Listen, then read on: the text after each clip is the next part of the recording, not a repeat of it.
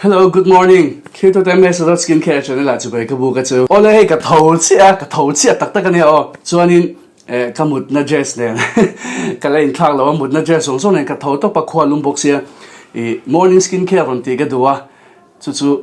cái thầu chia cái còn tí ngal đó này. Cái gì thầu face là này à. Ní sao na Foxtail overnight glow mask cái mang thầu gloss cái thầu gloss set vậy cái ô hi là riêng thầu phẳng ô mấy thế à mình lo sẽ thiam đón nha video cái skincare cái chân mai coffee cái import à riêng là mà coffee hi chả tôi mình thì học vàng à mình thiam cái sợi đan cho cái sợi bê lộc na đan thì nó mai hiện coffee in tổ lộc tổ lần tiệt chân chú gian một thế đó nên cái thân trên là dần vậy tất tất cái mò mình ray đủ tan chuan lệ khát mình ray đủ tan chuan chả viết thế mà sẽ khát tiền thì liếm lộc phê chuan sẵn là mình phê chuan hit viết lộc mấy thế nhỉ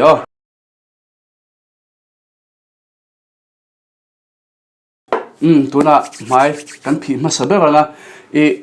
mai ka phi ma yan ka soidu chu voina tun chum hi chu khwate lumbo ka oily skin friendly zok ma dona tu na karun ka skin care routine ron ti to hi dry skin ta na ka soidu chu mai phi don hian sing la ma hianin cleansing water mai shu ka chuanin khami enge sabon tel lawa tuya phi fai le mai kha atok lu to ka dry skin tan chuan gem solution hyaluronic ampoule cleansing water hi me beauty na changa ka le nia dry skin tan chuan khatia lapwa ne na shuk maya chuan tui shuk zon tuya phi fai le mai kha atok lu to ka tuilum pe pe pin kha atok lu to ka chu ania a khwang ri te poi se mai theya ala zing ka ria in podi se mai ka phi ma saber dona tuna chuan skincare kan lo ti chan tonga ma sabera chuan headband ka fa don ni mai phi kha ngai don sia chuanin mai ka phi theita zingla mai chuanin gentle cleanser hi man ka du china tuna hianin conscious chemist berry bright soothing and calming face cleanser ka mang dona ta hianin niacinamide oat milk le berry complex oma he man nuam le tu ka kind life achanga miron gift ania kind life hawin acha tlomna discount code le link ka nia in tu choin lo le ve don nia he amail khop man pon nuam viawa choi ka bul han tui ka da te ka kun de so don tui lak na tur kha ka mai kan ti hulo ka nga ka mai hu ta chuan he ka mang don mang tam ve deuh hlek to ka mang zo chep to ni he texture chu nia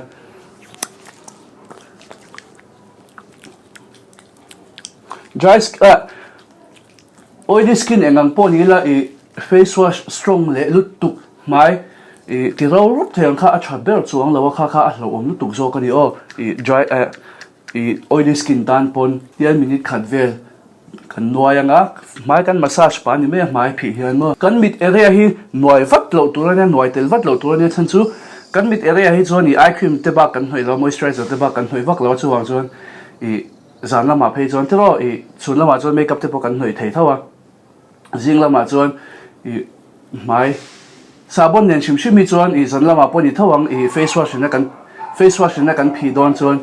kan phi fai don a hete han noi tel ve kha atok choni makeup te kan lak thak ton nuwa pon mo ka phi fai thei ta dikha chuan mai chu ka phi zo ta tikhan tuna chuan skincare kan lo chan to don ni skincare chan man coffee le photila ka vitsi man tur hi serum chu ni seng chuan mai phi zo mai hi ka hak rawanga ka mang nga langa ma se serum tai pani si lo wangin alaste pa ka mang dona chu ka lo soilo ka tuna chuan beauty of juiceon ginseng essence water hi cha ka ti re ul tu ka ka mang dona kind life achanga ka chania acha tlomna oma hindu chuan in lo cha ve donia water base ania water type ania a lightweight khop maya ginseng hi anti-aging an ni ti siadang turania Korean natural anti-aging ingredients an nia natural ti mele hey retinol te chu chemical lampang ani ta ginseng hi a chavere rewa an snail serum nen khan ka mang kop china a combination a cha ka ti topa snail serum nen khan snail hi ka mang zo to chu wang chuan ka mang karon mang don lo an calming serum zo karon mang don ani ka mai te mala hnong la hian calming serum hi ka mang dona he beauty of johnson thonia he poi cha tlom na kan evek thonia soinu a dropper hi mai vun ti sik ti lo tur engma ti sik lo ti lo tur ni top mai ni chuanin ka soidu chu calming soothing lampang hi mizo chu warna chang kan shelo thina a bikin my sensitive there my sensa my tai chin dan chon calming cream emo serum atal calming serum te toner ate mo calming toner te tal hin man tel turania kan khwa lum sia mo kan ti te an kan khwa lum sia kan vun khanin heat kha azolo thina ni kholum kha azolo thina khami lo ti kam tu te khan ni ve ya beauty johnson po hi han mangila mo avot thela vun chu ati hik chom melo ma se han dropila vun han aron vot nal thela anwa me maya ti khan enge te ka soyang ngai chat thak ve ni baka vun sensitive te sen tai chin tan song coming man nge tur man tel nge tur ka ti steps pakhata tal chu chang kai lu tuka ti khan second steps kan zowa tuna hianin ring lights po engwa ka manglo natural light top ka manga aro khop mai chu ta ka jing thomel in la muzui ka jing thomel dik takin muni dot ka sei lo nia chuan dot le chuan foxtail train exam ke sit ka mang dona he ro chu mai ka hak ro hle ka nga ka hnoi don ani mai ro hnuwa ka hnoi dona chen chu active ani wangin mai ro hnoi ka du china active ho hi chu bo foxtail to la chu foxtail kan mangla sign ka sia he te poi mangin lo ka ringa kar khata voi hi cho mangula mang chan tur tan kha chuan ke pe chu he ka mang so chep to chu wang chuan thlor chho tur pom to lo bur hi ka so chuak do ni he ka stock don miron thon mek miron enge ka cha le mek ka ti na ni chu tia so chho do ngo hi ngai to ka mang so ne ve lu tuk to vitamin C te nenan combination hi ka du china he hi amom lawa oily skin tan po man thei lu tuka tia texture chu tiang hi ni wang hianin mom tu la te lo ngai nge amom me lawa to foxtail ka review na khan ka soi chiang to amom lawa oily skin tan po man nam ve ka nia suita kan khanin mai duk a phei chuanin vitamin C te ne hian man kop the he ka du na em ania chuanin soi zoi kha beginner tan chu voi ni start ka ti kha a chan chu ke ma hian ka man chan tir hian voi thum ni lo kar khat vel ka mang zon hal papani enge beginner ang khan ka start lo chan chu ka he kan lo try ko le sat to wang hian kan vun hian zo lo lu tu khi nei ve to lo wa ma se he chu ni lo tlat kar khat nuwa ti lai vel hi aron sendewa ka man nuwa kar khat ka man nuwa kan mang le kha tlahi aron sendewa aron sa he theta ka overdo ni ti kha ka shen ha achan chu ka skin care a thara ne train exam ke seti ka voi khat man na la ni zui boka asera mang hian chu wang chuani ka vun tan chon thil thar la kha lo la ni chu thu shan ni ta se products thara ne kha film khur ngai na lai warning ani chu ka mai ron ti sen ta ya ti lai hi ni ka stop ngal chuan ni ka stop nuwa ka mang le ti khan ka khata voi ni ka start chale a apoi reng lo ne ka khata voi ni start khanin enge chan khanin a save do enge a work don lo moin ti nge a work de zoka mo invun in ti chelo de zok boka kha chatna lai ta kania skin care film khuranga kan ti chin kha ka mai ro ta a ti kha chuanin eye cream a kan kalang hi foxtail eye candy firming under eye gel khania he man nuam ka ti ra lu tuka a apply te hi all samsia ti ha ka han ta chewa chuan hnoi do na khan ten kan ti le mai ta chuanin he nuam ka ti na nuam hi ka ti theilu to ten kan mai mi chinga mo tiang kan tia he ti lai a kom lai te mit kom lai te mo mit tlang kom a kom lai te han massage nan hian tha ka ti topa a man nuam ka ti boxia a dai seng sena ma te hi zan min re wanga mit bui luk te mo computer na thona sada wanga phone en na sada wanga mit bui luk ang te kha enge ati zia om velu to ka puffiness kan tiang chi kha chuanin algae extract om he hian in brightening under enge dark circles satan te khanin a chale zela chuanin time peptide chom boka peptide chi ke experience a chon eye cream a chuanin wrinkles tan ti lai chor chin tan te effective ta berin ka shia ke ma chuanin ke ma po hi a chor mi alo ma se he han nui pa han chor do te om china khatia khanin effective ka ti a re dok lo ma se improvement ka mu peptides ka man chang hian chu peptide chin cha ka ti ya chuanin ka mai ka hak rowa a chan chu vitamin C ka man du wanga nia nga ronan eye cream te kan mang boka chuanin aro chata pel phul boka kutala fai boka mai pola khoi ngam le vitamin C foxtail ka mang don ani hey cream base ani wang hian moisturizer man angai to lo oily skin tan chon dry skin chon indu khop lo mai the ma se oily skin tan chon tok lu tuka hemi cream hi mo man tampo ngai lo oily skin tan chon in mai hian in tian te ten dot chhuakula adai zai lu tu man tamangai mi alawa skincare products chimi man tlor hi om si om lo man tamangai lo kan maya adai zai top tur wel kha mana noi rol mai dur ania a chan chu chuan lawa products kan the kan man tama wang khan effective don lawa thok chak big don chuang lo products iti het mai mai ani kha share ten tur vitamin C mai rawan noi khel khati na chin chu tin active ingredients dang shim po mai rawan noi khel khati na chan chin hi chu kan tinga enge kan vun alo hu khan vitamin C te retinol te pe chu oxidize ma to tin a formulation state se ma tuin na lo in so po kan mai khan a formulations kha chebe theini kha vun ro noi apoi mo ne me mani ba ka effective bok chuan noi ma sakla ma hian active ho chu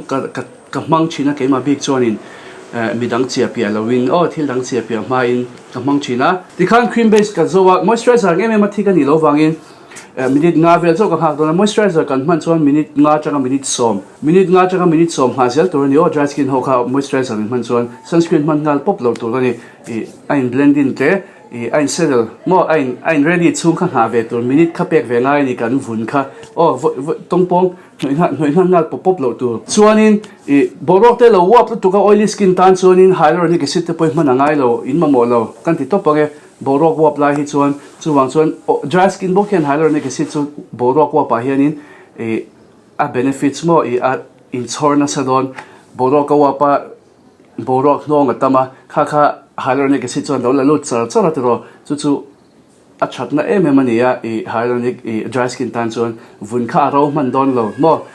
borok nong kha la lut char nga in vun kha ti nong char don ni hyaluronic acid khan kha chang kaina nia sunscreen ka mang theita minute nga ka hak zo to ka mai po ein settle to khiang te skin care ultimate dry touch sunscreen gel ka mang dona hi oily skin tan chon du thu sam ka tia hul phak maya tle ma podewa hybrid sunscreen ania chuanin adu vetan a hnuai khan cha tlom na link ka lo dang hi nia texture sunscreen hi chu ren lem lo to ka nia ren mangai lo kan tinge foxtail van mang lo mi lo ti fal ta kin foxtail fence ho kha ka mang zo chia ka mang zo ka lo mang zo mana ka stock le don mek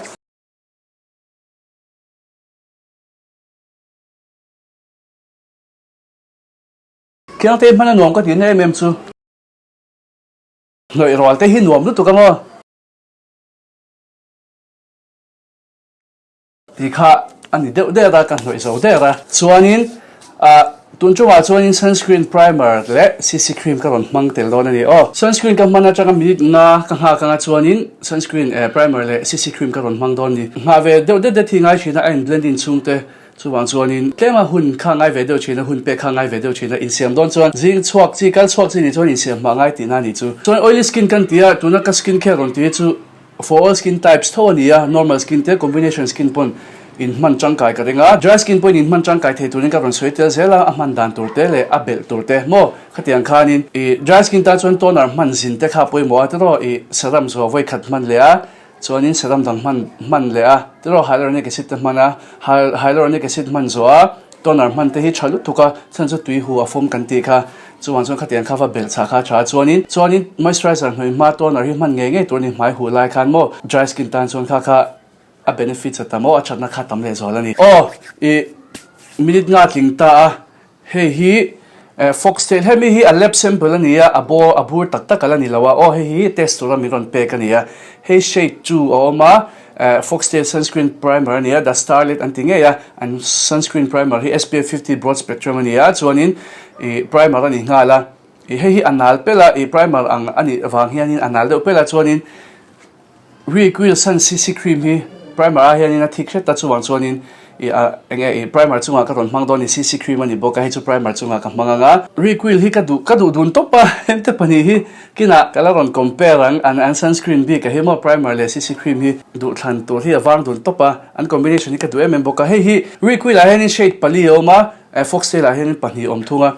pathum om thunga ka tina sorry shade 2 hi a neutral bera mizo vunen point milberin ka share neutral color ka tiake ma chon requil CC cream ma chon hey joy ania joy hi a light ber thunga chuanin joy hi ka ron mangdona a neutral le light ka ron mix don ni chu hi rong ania in hu theng mo ka shelawa ka review vek to IG a lo en ula primer hi chu ka mang tam tuk lo nga ti khani de ra mana nuam lu tuka light sia mai ti bom lawa chuanin mineral sunscreen ani boko hi foxtail hi chuanin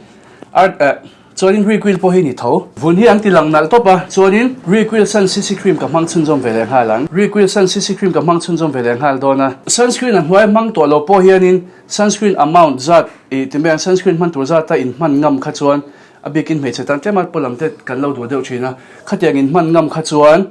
e ka ho ka hnoitel to lo a difference in alam thei takin e khatianga mangin du kha chuan e in man ngam kha chuan kan tiang sunscreen man tur zat kan man ngam kha chuan e sunscreen angin man thei to ni o apan hi hian e foxtail primer le requil sun CC cream hi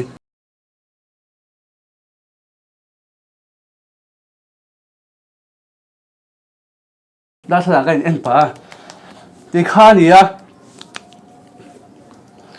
khania combination hi ka du chan chu al dark deuh hlek le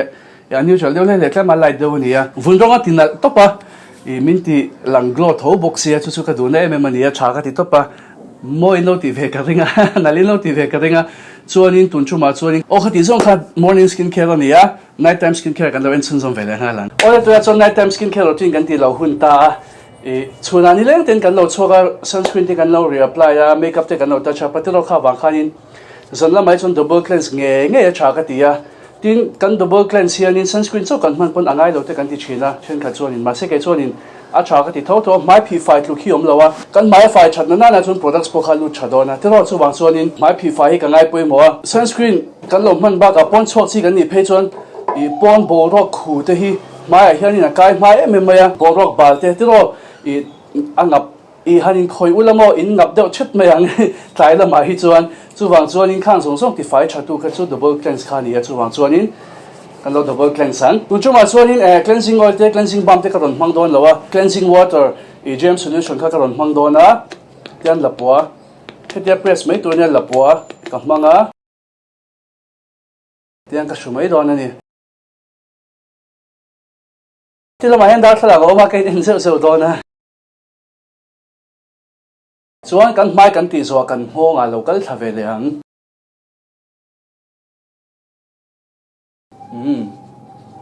hey in hu thei ka ringa ka sunscreen ka CC cream man te la fai ne khop mai chuan tu la chuan face wash ka manga zanla ma hianin night time skin care ai chuan a heavy thosi effective ka du china wang hianin enge a bikin AHA te ka man don chuan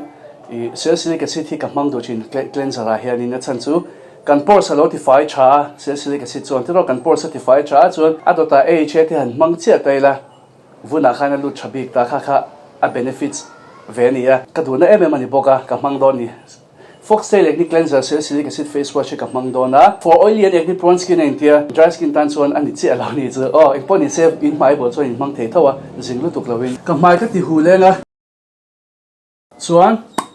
face wash kan mang hi a light lu tuka a film ka ama hi gel type ania anal ka ti aluang thei gel type light de wang chi khania so tuang khan salicylic acid face wash hi ni tin mang lo tan kar khata voi thum cho ka mang te in ti chuan in man chuna khan minute ni tar chia thuro ni tin mang tan chuan angai ka ti lawa a phuan bo alem lawa ma se mai ti fai cha minute ni tar in chiang minute khat vel in noi nga chuan minute khat dang vel in chia lenga kha khan exfoliate ve don ani mai bol tan te tha maya o ti khan mai ka phi zawa ke mal huwa ka ngak ro dona nga ro chuin ka products man tur ho hi ka shufai dona products hi shufai chin tur ka ti kha ke chu a fai hi ka ngai poi mo ka man don ni na kha to gin ka shude oranga chuan na china ka soi mai morning skin care ka soi mai chu oily skin tan chuan niacinamide serum hi oily heavy ka ni chuan 10% man hi tha ka tia ege my oils and control to atin 10% chin hi chu tlai mai na ro strong boka vun mom tur kha an ti ro ve ni chu vun an ti ro ve ka ti chu tha ka ti na mania night time po hi oily skin friendly thawani rolling dry skin pon in lok pui tho ka renga chan chu san lama hi chuan chan chu san lama chuan han ti cha ve hlek kha poi lawa ka mai ro che pa aro mai ka aro tak mai na ro na ka products man tur hi ka song bol chanang song bol anga hi chu Martiderm night repair Martiderm night renew ample serum an ti khan hi chalu tuka 10% AHA o ma se amai lu tuka 10% ni wang khan he glycolic acid 10% han ni pop khani lo glycolic te lactic acid te mandelic acid te khatiang khanin glycolic acid te lactic acid te mo malic acid tartaric acid citric acid khatiang AHA ho combine kha 10% so nia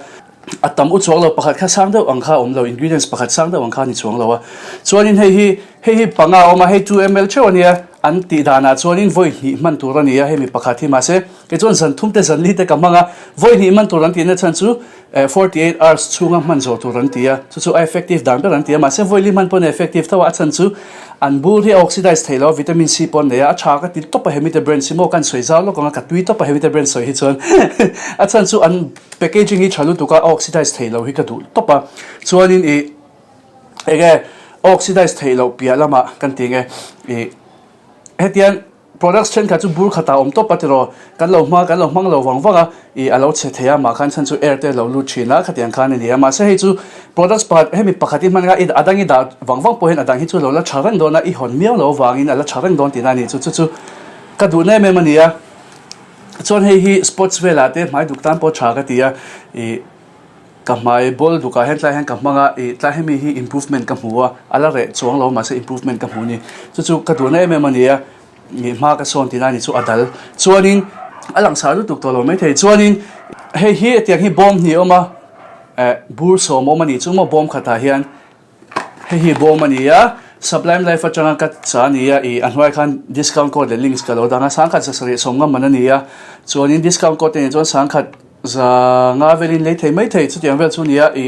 anna lo top kan tinge chu ta discount ten nei vele so thina Sublime Life po hian in chu wang chuanin khan te po khalo changula mai duk chi chuanin man lo tum teu hei hi an vitamin C te po ka man lo tum teu mai duk nasa in ti kha chuanin on kina mai duk chung cha hi kala ron soile don chaga ti hote kala ron soile nga ngabak tu sei thui vak sei lawang chuanin hei hi opener te hei a dropper ania a thlorna tur ania chuanin hei abura chu nia chuan opener te chom thlapa hei opener nia tiang kan da lu tanga dokana da pon me nge dokana kan da tiang kan nama a ri khapanga dokana da kherlo pon tiang kan metanga a ri khapanga a rein hong mai do na chuan hei abur da na tur stand ania mo kan da nga lange kan da ma sange hei tiang atlu theilo ama bur chaw kha chu tlu ve thei thawa chuwang chuan tia om kha chon tlu thei to lawa chuan kan hon huna hemi drop para hi tia kan chin lenga man ma hian thin nge ngei tur ani o chuan tuna kan lo hongang ari khepa ti kharin hong ti na kha tla de abur chuan yan drop para man mo takin kan da nga langa ti khan zo dera chuanin hei hi a dropper china ni ka thing to boka ka thing non to lo mai nga tuna kan lo mangang amai water base ani manan nuam khop mai Instagram na ma chuan ka review to a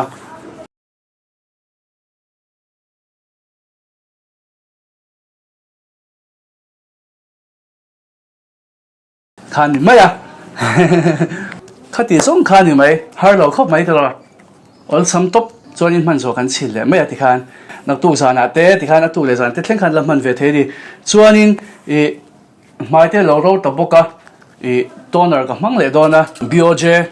BOJ tuna chu ka mang lak lo enge dang han thla kol em kha ka tum lem lo a man zo ma chu mang zo thak don ni top mai ni ole ka mai lan hnuang deuh lai hian niacinamide ka mang don ani niacinamide ka soi du chu engkima man pol thei vek o entina niacinamide ta glycolic te retinol te lo om ta se vitamin C te ne na man pol thei lo thunga niacinamide to pani chuan man pol thei lo ane lo he shet tran tu retinol te ne ten combination na tha o vitamin C te ne te a combination hi chavel vek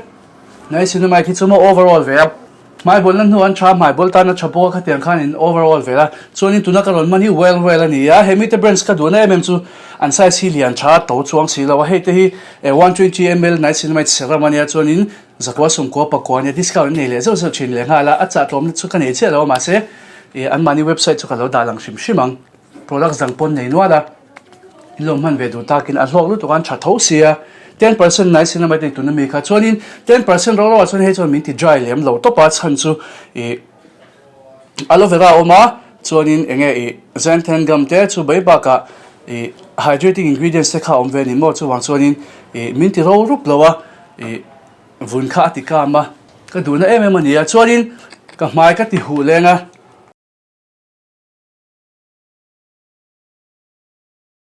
hyaluronic acid serum ka mang don ni foxtail hyaluronic acid serum ka mang dona he foxtail ka du na chu a free enge a ingredients hi a chat mai ba ka amai effective to pa soiton khain oily skin chuan in mam ho che lo ma se zan lama chuan a pui ka ti chuang lo wa zan lama man tan chuan a ingredients hi a save ve a enge irritation siron to dang chi kha om lo ve a he ka du na ania bur ni ka man na ni to he mai no line ka manga chuan toner ka mang non le don zan lama chuan in tlemin mom si lo ma se hydrating kha pui mo night time to repair huna ni kan ti thin kha do night time repair ta kan ti chu wang chuan repairing kha pui mo to ko do to via win ka ring chuan in alas na moisturizer kan mangang oil free moisturizer po man theya mai mom chi tan chuan